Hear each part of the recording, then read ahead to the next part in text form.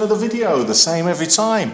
GCSE Maths, looking at the kind of questions that apart from the numbers are the same every time. We're looking at recurring decimals here. We've got this exam question, write 0.42 with a dot as a fraction in its simplest form. You must show all your working.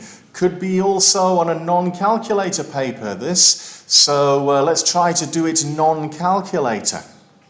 If you have watched the previous video, then you will have some idea how to answer this question, how to set out your working. 3 marks for this one, which is a great question, isn't it? If you know what you're doing, get yourself those 3 marks, get yourself the marks, get yourself into the grades. Why not pause the video, have a go at this question, and then restart and compare your answer with mine. In the meantime, I'm going to continue with this one.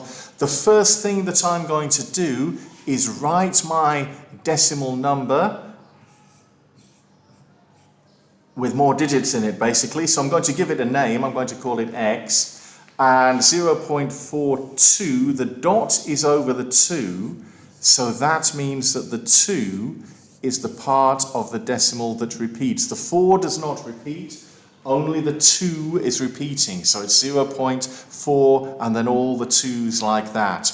And remember, the aim of this is to write our decimal so that the only thing on the right-hand side of the decimal point is the repeating part. So where does the repeating part actually begin? Just there, isn't it? All the 2's. And I have to move my decimal point 1 place to get to the part where the repeat actually starts. So moving my decimal point 1 place is the same as multiplying by 10. So 10 times x, that will give me 4 point, and then lots of 2's like that, and some dots to show they continue forever.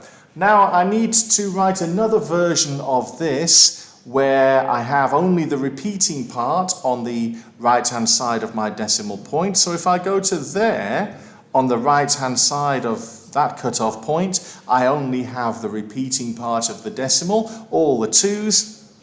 So to get to there, I need to move my decimal point 2 places. Moving my decimal point 2 places is equivalent of multiplying by 100. So 100 times x is going to be 42 point, and then again all the 2's like that. Now we know what to do. We need to subtract. So 100x take away 10 times x, 100 take away 10, 90 times x. And then the right-hand side with all the 2's, if I do a subtraction, that will just all cancel out. And the 42 take away 4, that's going to give me 38. So far, everything done non-calculator. I've got 90x equals 38. So I need to write this as a fraction, so x equals the 38 stays where it is on that side, multiplying by 90 on the left-hand side becomes a divide by 90. So 38 divided by 90, I'm going to try to do this all non-calculator. Well, I can see that 38 and 90, they both divide by 2. So 90 divided by 2, that's 45. 38 divided by 2, well, 30 divided by 2 is 15, 8 divided by 2 is 4, so 15 plus 4, that's going to give me 19, isn't it? So 19 over 45, well, 19 is a prime number, so we'll only divide by 1 and by 19. 45 does not divide by 19, so that's it. I can't divide top and bottom by anything else. 19 over 45 is my final answer.